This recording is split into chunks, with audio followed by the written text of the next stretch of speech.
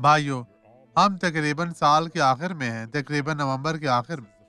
خدا یرمیہ باب 46 آیت 28 میں درج ذیل کہتا ہے، اے میرے خادم یعقوب ہراساں نہ ہو۔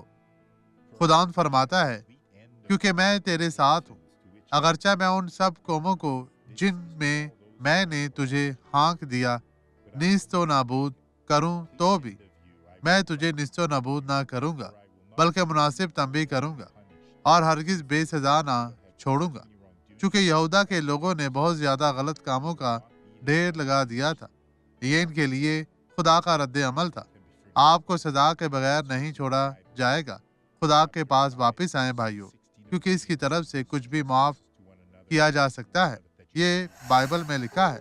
آئیں اب دعا کرے۔ باپ، میں ان تمام لوگوں کو برکت دیتا ہوں اور میں بدی تیری سرزش کرتا ہوں۔ بدی اب یسوع کے نام میں انہیں چھوڑ دے اور آمین۔